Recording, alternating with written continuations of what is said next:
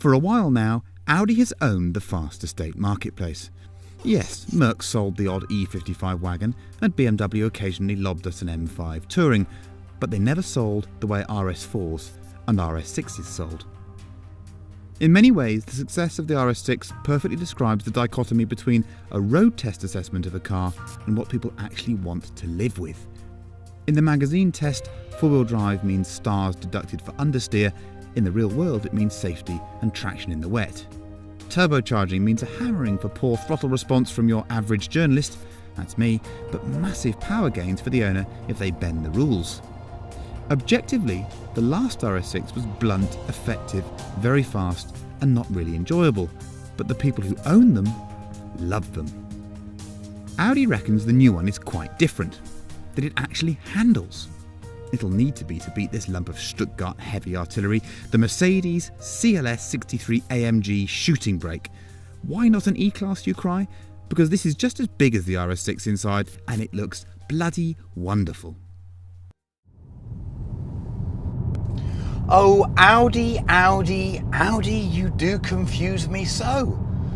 I've always thought the RS6 was the car that I shouldn't buy from you. It was just a bit too big, a bit too heavy. Yes, it could pulverise stuff in a straight line, and if you gave it to the right man, he could extract 1,000,000 horsepower from it. But to drive, it was always a bit nothing. In fact, it was the worst car you made. Why then is the new RS6 one of the best cars you make? For starters, it handles. This car is not on air suspension. I was led to believe that the RS6 had to be on air suspension to work, but this is on the normal springs with the fancy adjustable dampers, and in comfort, it's lovely. It's a really, really supple car. It's got wheel travel, it rolls a bit. It's just pleasant to be in. Not once have I cursed any kind of harshness in this car. For its intended role, going flat out and fast on motorways and demolishing A roads, it's brilliant. Ignore the dynamic mode. If I put it in dynamic mode now, the camera would fall off the windscreen. It's that bad. Ignore the heavy, sporty steering setting as well. What you want to do is put the whole thing in comfort, long throttle, nice and slow, and make sure that you've got the dampers in soft. Then you're just happy, really. You can make the engine a bit noisy if you want to, but that's kind of showing off, isn't it? What else do I like about this car? The powertrain. Twin turbo V8s with this ZF 8-speed gearbox are always going to be a bit handy, but this is just borderline genius. It is lacking some personality though. It's quite quiet. It seems that things have been ramped back a bit with this generation of Audis. At times you're not even aware that it's a V8. It starts up with a nice wooffle, as you probably heard, but otherwise it can be quite mute. Under full load, it's got a sort of plainy V8 hard blare noise, which is good fun, but nothing that special. No, I just like the package. I love the way it looks. I think it's brutal from the front end. It's got so much presence. I like the cabin. I don't find it as intuitive as the Mercedes, but it's still a great place to sit. It feels so special. The seats are superb, supportive, comfortable. It's roomy, not quite as big as the Mercedes, strangely, but still it's practical.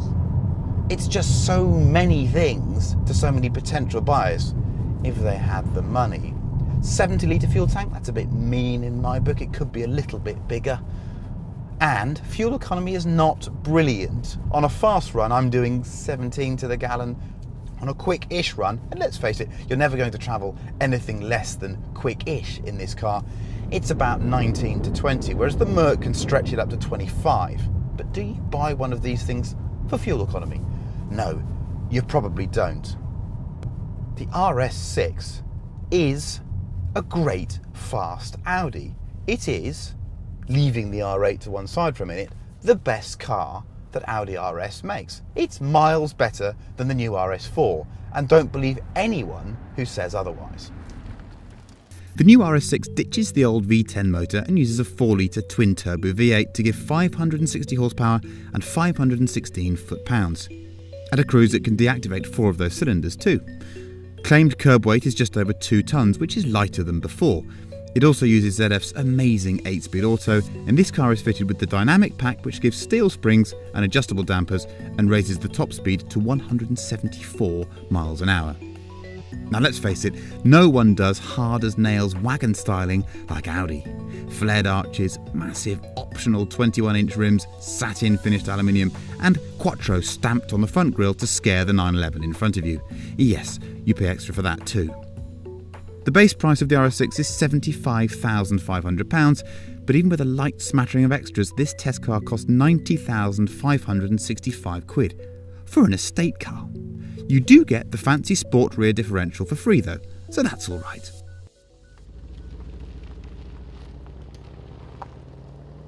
I make no secret of the fact that I'm living with this CLS for a year. It's not my car, but I use it every single day.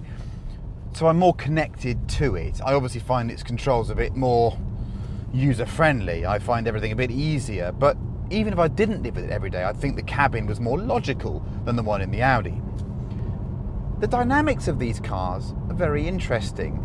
They really are very similar on paper, quite how Audi managed to squeeze so much torque from a 4-litre twin-turbo motor, whereas Mercedes needs 5.5 litres to go a little bit further. I don't know. I suspect that this engine could go quite a bit further if they wanted it to. On the road, well, in terms of torque, this has more of it and feels gruntier low down. But I'll cut to the chase. The difference between the two cars is in the transmission.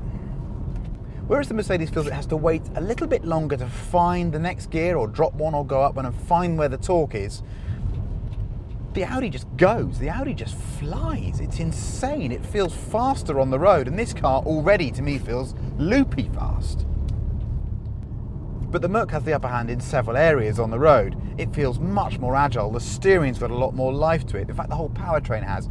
If you like music, this makes it, whereas the Audi's a bit mute. This thing just sounds like a muscle car. It's a monster. When you start it up, you just giggle.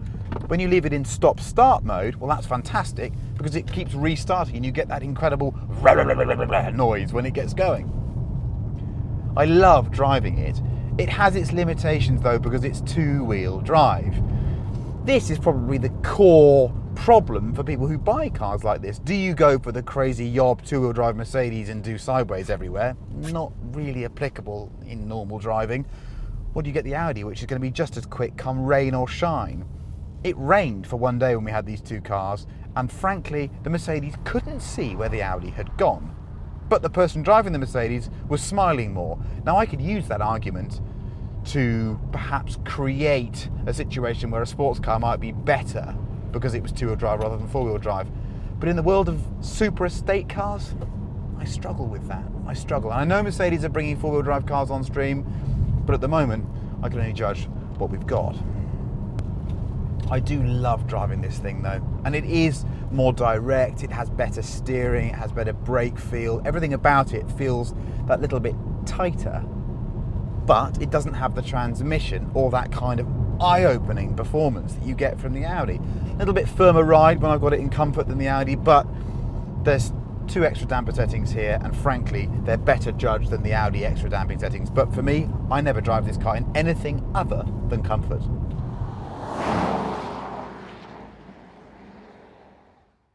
The base price of the shooting brake is even higher, over 83 grand, and this one listed over 97,000.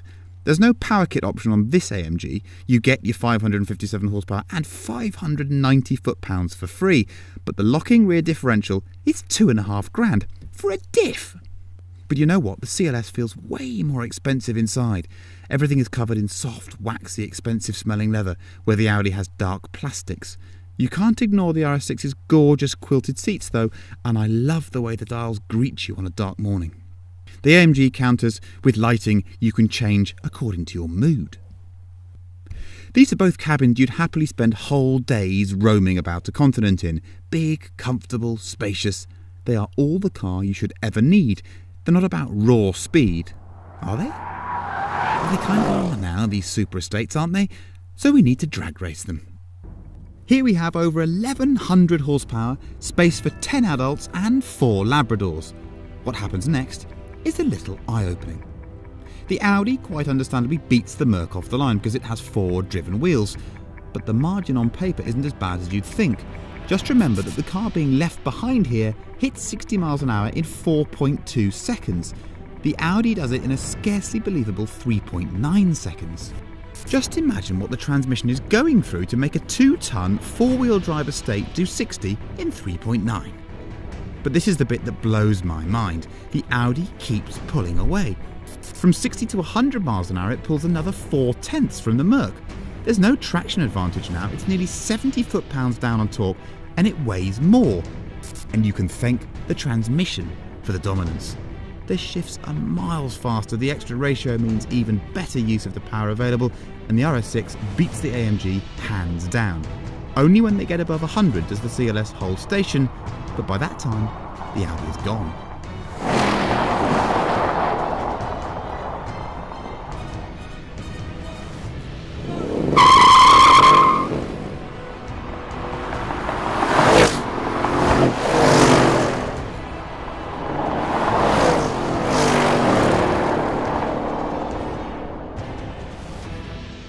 I really don't understand Audi RS as a company. Their work is so variable.